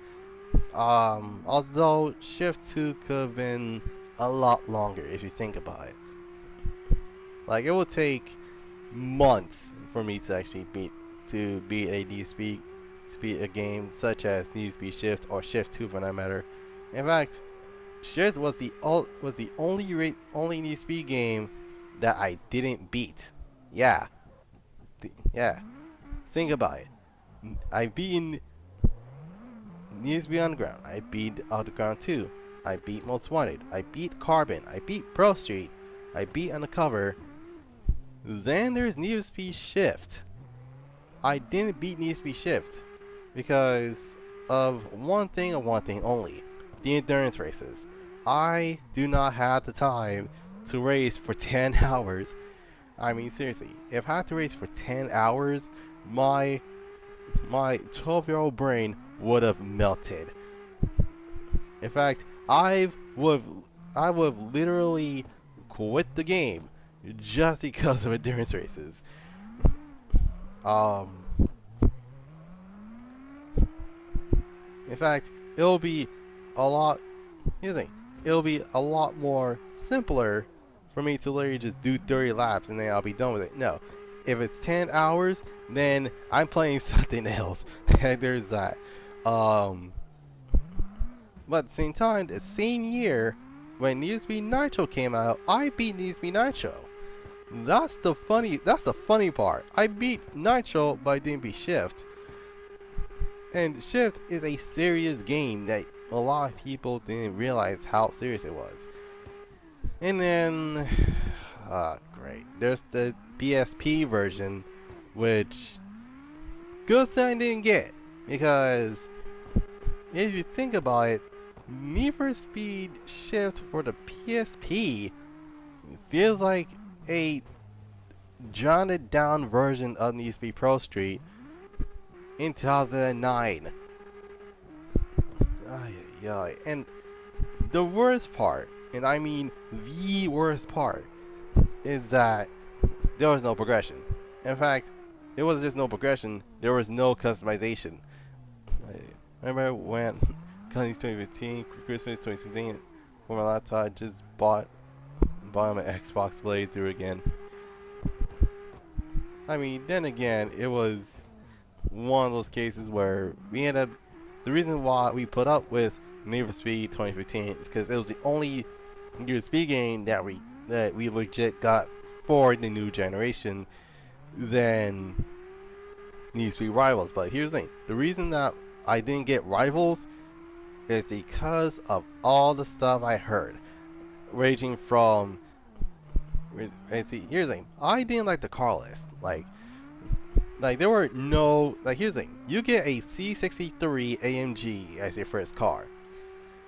Keep in mind, I'm the type of person that like, okay, why can I just get a regular Lancer for my first car? Why didn't I get a Honda Civic for my first car? No, I got a Mercedes-Benz C63 AMG for my first car, which, keep in mind, it's a really powerful Benz with a was nice, but the car, this is trash. That is indeed true. And not to mention, you have trolls as well as hackers, and not to mention the cops seem to be really overpowered. Like, I'm over here, I'm like, yeah, this game's not for me. The only thing I liked about the game was the soundtrack. The soundtrack! And that's about it. Everything else, I didn't like the car list, because you get a C63 as your first car, which that's already a bad sign. But, here's the thing. For the racer side, you get a Porsche Boxer. And I'm over here, I'm like, guys, what happened to progression? Like, no, the cops aren't OP. Okay, here's the thing. I know cop cars. I know how OP a cop cars are too good. Now here's the thing. I know if the cops are too OP or not. Here's the thing. If you compare Rivals to any other Need for Speed game that has cops on it, then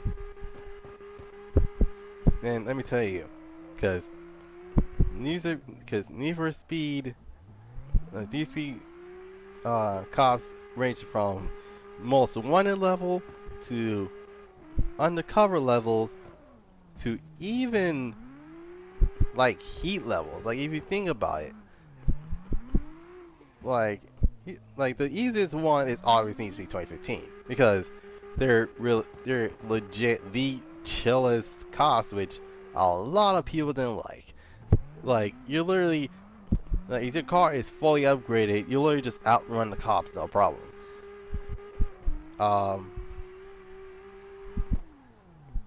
Needs to be heat? Oh dear God, needs to be heat.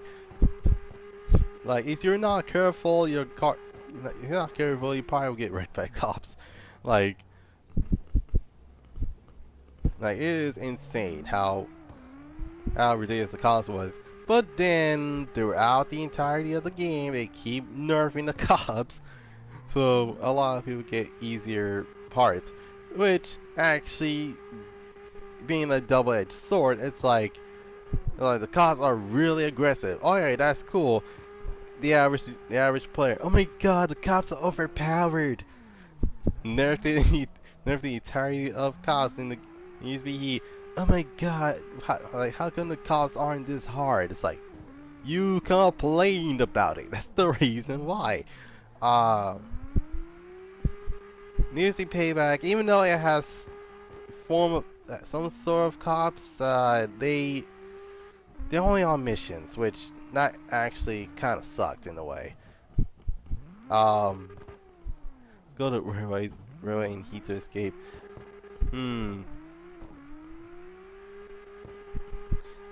for me to literally go into the dockyard just to actually outrun the cops by doing jumps twice, and yeah, it was pretty insane. Um,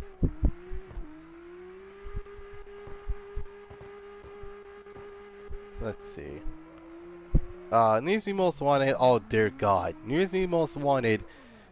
Here's the thing. Needs to be most wanted didn't. Well, not 2012. Talking about the all 5 version, but most wanted 2005. My goodness, if you aren't too careful, then you'll get busted right off the bat. Like, I am not kidding when I say this, but my God, those cops were really difficult. But that's what made the game fun. It was really difficult. Needs to be Carbon. It was the same thing, but at night. Like it was, like even though the car list was more diverse than just new cars from cars always on the railways in heat. That's because they were that's because they were driving. Here's the thing. In Need to Be Heat, like in terms of what vehicles the cops have, they usually run with they went with Crown Vics, Chargers, and Corvettes. That's about it. Um, like the older Need to Be games, they have a diverse amount of vehicles. They have the Civic Cruiser. They have the absolute unit known as the K9 unit, which they're SUVs, which literally literally ram the mess out of you. There's also the state cruisers, which are Pontiac GTOs, which they're fast in the cruisers, but they're not as fast. Oh my God! And then there are the speed demons known as the Corvette cops. Like, man, like it's pretty insane how overpowered the Corvette cops are in Most Wanted and Carbon. Undercovers cops, they're on another level. Like, we're talking, they don't mess around. Like, we're talking, they have K9 units chasing you, they have state troopers chasing you, they even have Porsches. That's right, Porsches chasing you. And and people are like, man, undercover is not that good. And it's like, boy, well, then again, I grew up in the 2000s, so like I don't see any problem with undercover. The story is the story is alright. Even though they have a bunch of loopholes, but hey, I stomached it. The cause was pretty diverse, to say the least. The missions were pretty fun. What else is there? Most one of the best artifacts are as fast as a maxed out Koenigsegg. That is indeed true, and it's pretty funny. It's like, what the hell are you catching up to me? And my Koenigsegg is maxed out. It's like, rubber banding, son. Like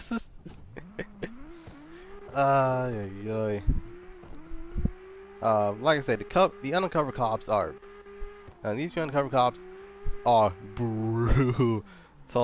And by brutal, I meant they're brutal. Like, they will legit push you to the spike strip, even though you don't want to. But they're like, no, you're getting that spike strip no matter what. And oh yeah, don't even bother trying to brake because they probably will have a Porsche literally ramming the mess out of you. And it's like, yeah, those cops don't play around. Let's see. Need Speed Nitro's cops? They're meh. That's all I can say. Like, Need Speed Nitro's cops were meh.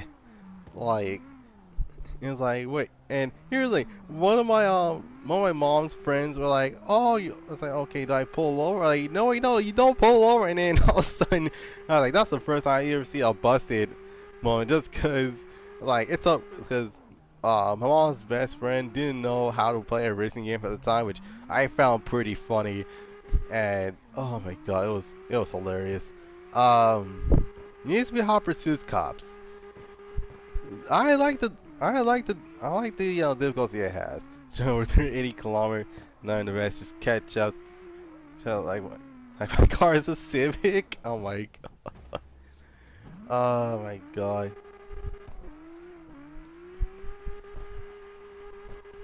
Well, yeah, it needs to be opposite cops. I like the not the variety, but I do like the difficulty they have for the cops. Like it's not too hard, but it's not too easy. Like it's like it's like it's balanced.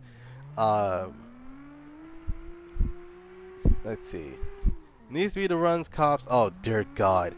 Needs to be the run cops are one of, if not the many cops that I was really nervous about, because not only they have the Taurus, which is like that's like their newer cop cars, but they have Chargers, they have GTRs, they even have Lambos.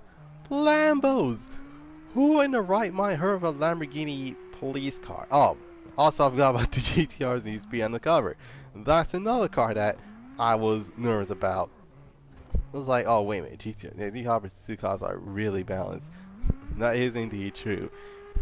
In fact, I like how they have a lot more variety than the cops that are in any other Need for Speed game, just because you can literally play as cops in the game, which I found pretty funny.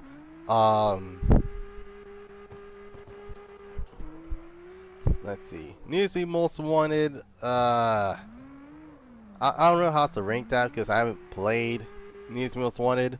Like I played the demo of it, which pretty fun. Just I didn't know I don't know how to actually.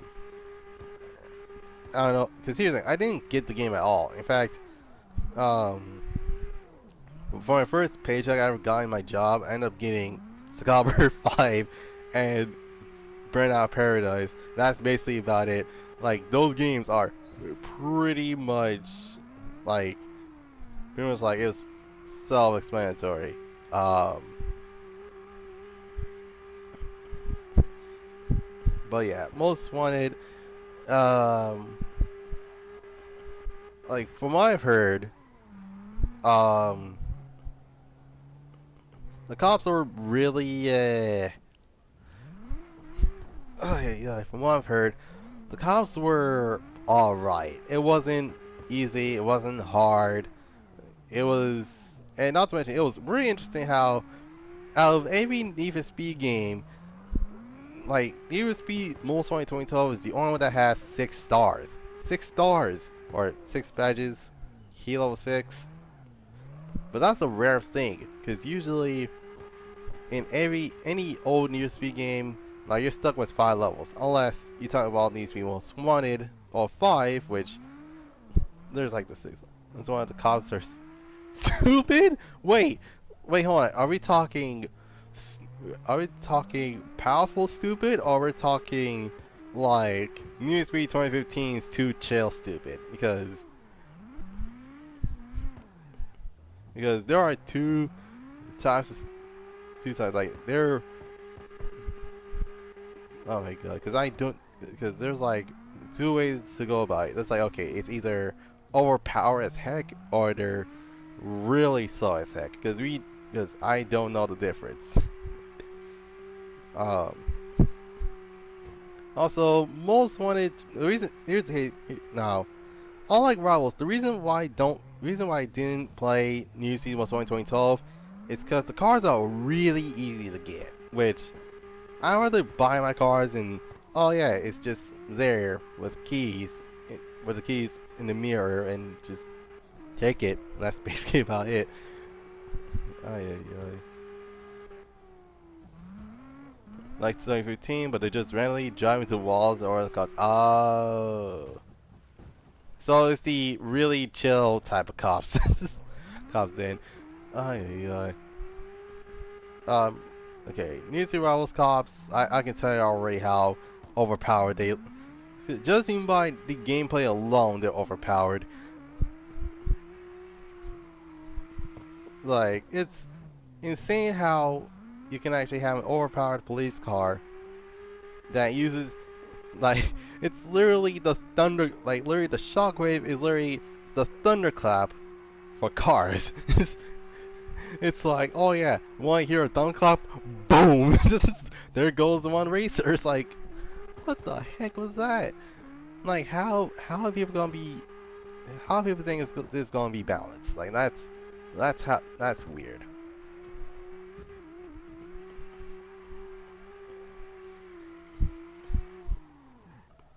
Oh my god. 2015 cops, yeah, they're really chill.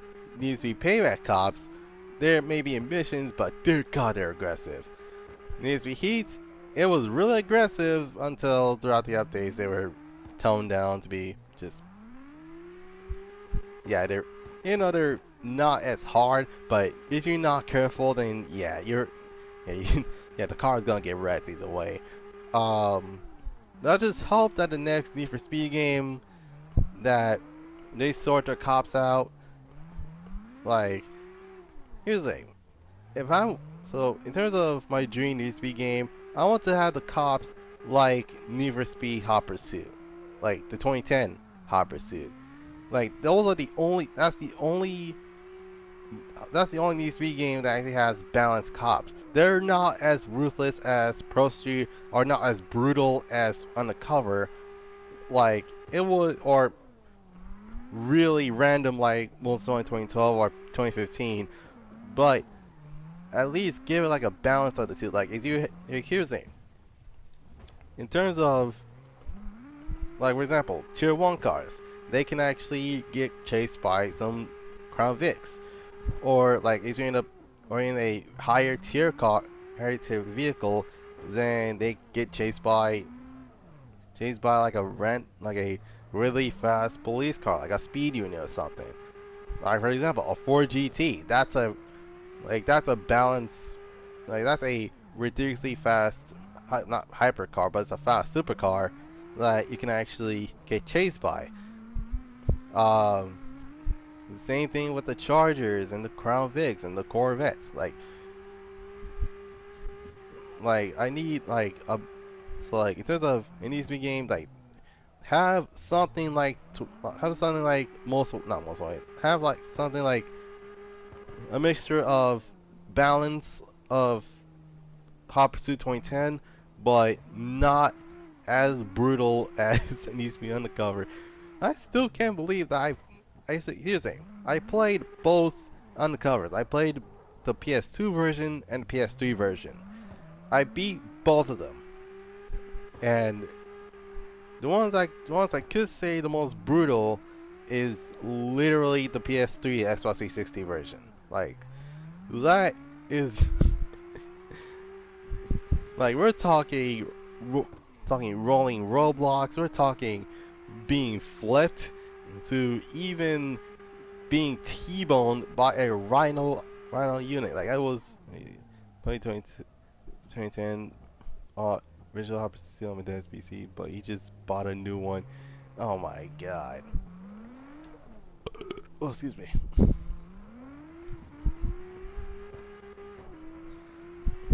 But yeah, comp balance of 2010, customization of mixture of Need for Speed Underground 2 and Need for Speed Heat, because Need for Speed Heat actually has some good customization.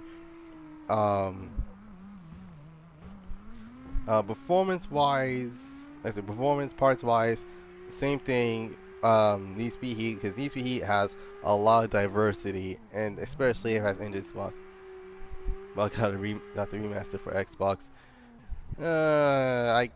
It's not the same. Like if you think about it, the remaster is missing 3 cars.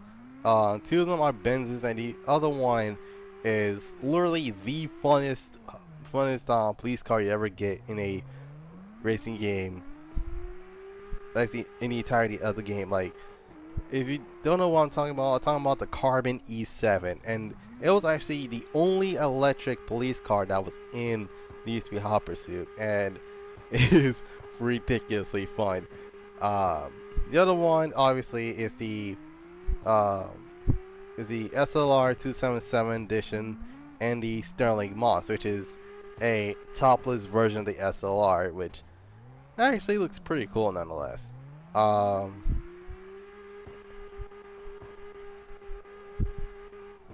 I remember. Okay. Um,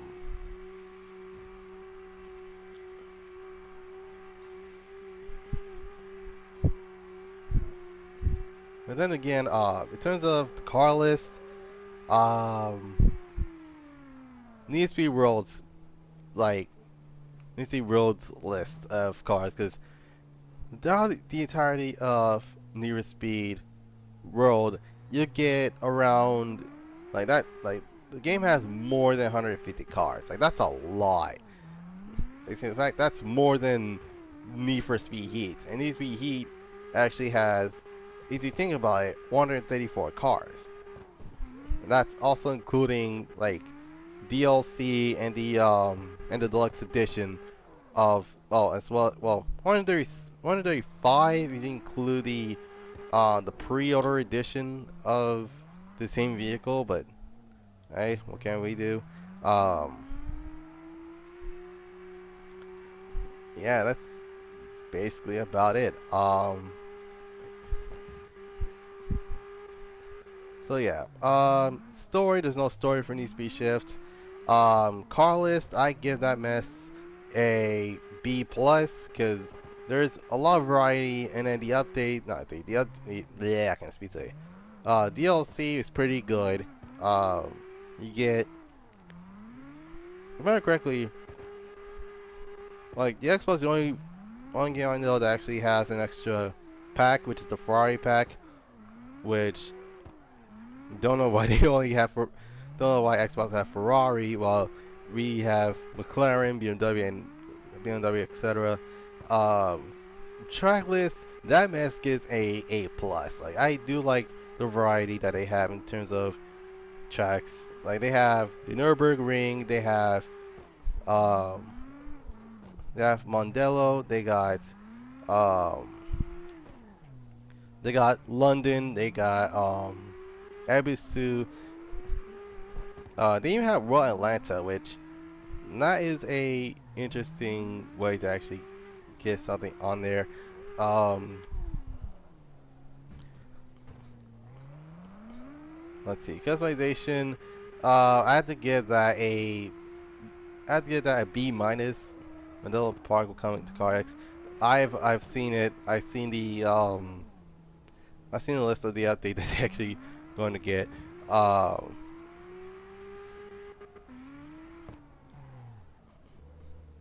and not to mention the performance parts. I gotta give that just a regular A. It's not A plus tier or S tier, but yeah, it's an A nonetheless.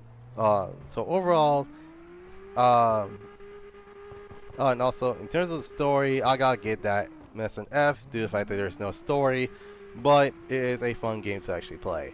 So overall, uh, due to due to everything, the game actually gets a minus just because of the variety of the cars that you get in game, plus the tracks, and not to mention a lot of the tracks actually came from Pro Street, like Modelo Park, Tokyo Dockyards, um, Leipzig, if I remember correctly.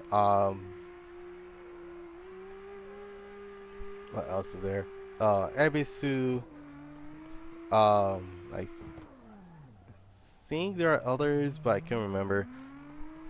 Um, I don't think Chicago.